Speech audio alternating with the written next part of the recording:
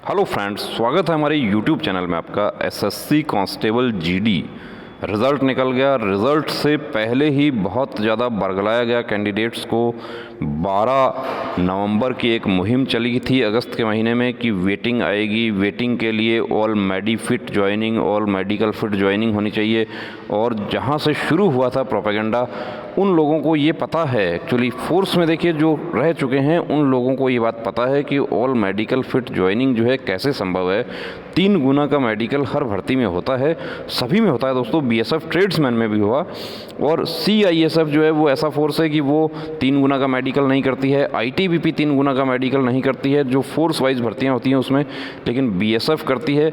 Waiting list जो पुरानी जो भर्तियां हुई हैं एसएससी की 2011 में वेटिंग लिस्ट बिल्कुल आया था, वेटिंग क्या रिज़र्व लिस्ट आया था 2011 में, और 33 नंबर पर कैंडिडेट्स भर्ती हुए थे असम राइफल और आईटीबीपी में। अब बात ये उठती है क्या अब भी वेटिंग लिस्ट आएगी? आप लोग आरटीआई लगाते हैं, यहाँ तक कि प्रेसिडेंट सेक्रेटरीट, राष्ट्रपति, माननीय राष्ट्रपति जी का जो सेक्रेटरीट है उसमें भी आरटीआई लगाई जा रही है। देखिए, मैं आपको एक बात बताना चाहूँगा कि आप लोग जो भी काम कर रहे हैं नियमानुसार कीजिए, कानूनी दायरे में रहकर कीजिए। 14 फरवरी का जो हल्ला हुआ उससे पहले ही हमने एक बात उठाई थी हमारे चैनल पर। सबसे पहले ये मांग की गई कि धरना जो है उसकी परमिशन कहाँ है, परमिशन की बात कीजिए। जब परमिशन की बात आई तो 24 फरवरी को लेटर दिया जाता है डीसीपी ऑफिस, जो पुलिस स्टेशन है हमारा पार्लियामेंट स्ट्रीट का, वहाँ से जंतर मंतर पर या राजघाट पर आपको कहीं भी आपको प्रदर्शन करना है। और प्रदर्शन के लिए हमारी जो जगह जो चिन्हित की गई है वो ये जंतर मंतर है। वहाँ पर धरने प्रदर्शन चलते रहते हैं। वहाँ पे जिसको भी अपनी बात कहनी है लोकतांत्रिक तरीके से तो वो पहले परमिशन लेवे। परमिशन की हमने बात की, हमारे चैनल को यहाँ तक कि डायरेक्ट वॉइस मैसेज हमें कॉल भी किए गए, धमकी वाले कॉल हमें किए जाने लगे कि आप ये परमिशन का मुद्दा मत उठाइए।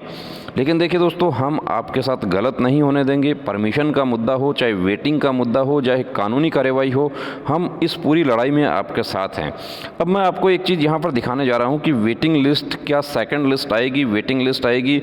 आरटीआई लगाया कैंडिडेट ने, एसएससी ने क्या जवाब दिया और उसका क्या मायने रखता है, पूरा प्रूफ आपको दिखा दूंगा कि वेटिंग लिस्ट का कितना चांस है यहाँ पर। और एसएससी क्या कह रही है वेटिंग लिस्ट के लिए। एसएससी अभी मना नहीं कर रही है।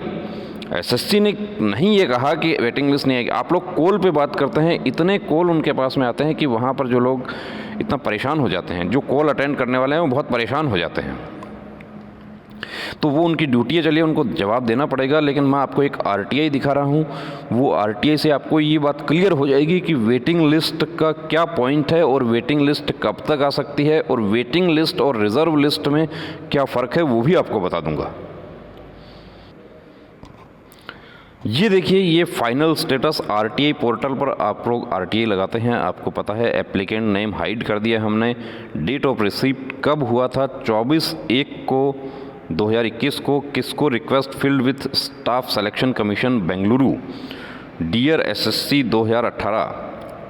When release second list, when release waiting list, ex serviceman add to include non ex serviceman release second list। अब ये पूरा जो है जानकारी दिया गया है कि इस पर जानकारी मांगी गई है। रिक्वेस्ट डिस्पोज ऑफ कब हुआ है? 8/2/2021 को ये रिक्वेस्ट डिस्पोज हुआ। रिक्वेस्ट क्या कहती है? रिक्वेस्ट कहती है, रिप्लाई क्या आया? 1 2 3 no date has been finalised yet for second list और वेटिंग लिस्ट। देखिए दोस्तों, यहाँ पर एसएससी ने मना नहीं किया है कि सेकंड लिस्ट नहीं आएगी या वेटिंग लिस्ट नहीं आएगी। एसएससी ने ये कहा है कि अभी सेकंड लिस्ट या वेटिंग लिस्ट का डेट फाइनलाइज नहीं हुआ है, तो इसका मायने ये रखता है कि अभी प्रक्रिया चल रही है सेकंड लिस्ट और वेटिंग लिस्ट की। तो आप लोग हताश और निराश नहीं हो। ये जो ऐसे जवाब हैं ये बात शो करते हैं, प्रूव करते हैं कि आपका उम्मीद जो है वो अभी है, बिल्कुल है आप लोगों का। और एक बात आपको और बता देता हूं कि अप्रैल के महीने में जो है इसका अभी डेट फाइनलाइज नहीं हुआ, लेकिन मैं आपको बता देता हूं कि आपको अप्रैल के महीने में 15 अप्रैल के आसपास जो है आपका जो वेटिंग या रिज़र्व या जो भी खाली रह गया है वैकेंसी, या जो नक्सल वाली जो शिफ्टिंग होती है नॉन नक्सल डिस्ट्रिक्ट को दिया जाता है, बॉर्डर की वैकेंसी किसी स्टेट में खाली रह जाती है, वो उसी स्टेट के बॉर्डर, नॉन बॉर्डर जो है जनरल डिस्ट्रिक्ट एरिया, उसको दिया जाता है, वो सब अभी ऑप्शन खुला हुआ है। यहाँ तक कि बता देता हूँ 2011 में भी ऐसा ही हुआ था कि कैंडिडेट्स एकदम हताश हो गए थे और तुरंत लिस्ट आ गई थी। और जो एज वाले जो हमारे साथी हैं उनको भी हताश नहीं होना है, निराश नहीं होना है। आज हमारे बहुत सारे साथी ऐसे हैं जो बड़े हताश और निराश मूड में हमें उन्होंने मैसेज किया कि सर हम लोग वापस घर जा रहे हैं, हम यहाँ पर दिल्ली आके जो है हमें अच्छा नहीं लगा यहाँ पे, अब क्या होगा हमारा।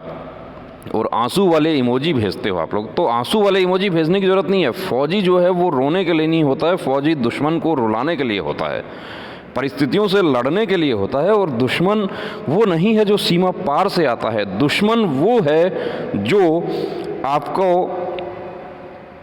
हताश करता है, निराश करता है। हर पल, हर वो घड़ी जो है जो आपको हताश और निराश करती है, वो दुश्मन है। तो उस दुश्मन को हमें हराना है दोस्तों। चाहे आप दिल्ली में डटे हुए हैं, चाहे आप अपने घर पर हैं, सबका सपोर्ट कीजिए और अपने दोस्तों के साथ में बात कीजिए, कोऑर्डिनेट कीजिए। और ये लड़ाई जो है ये लड़नी है आपको। जिन साथियों की अभी एज बची हुई है वो अपनी तैयारी में भी देखिए जुट जाएं, तैयारी आप करते रहें, घबराना नहीं है। जय हिंद।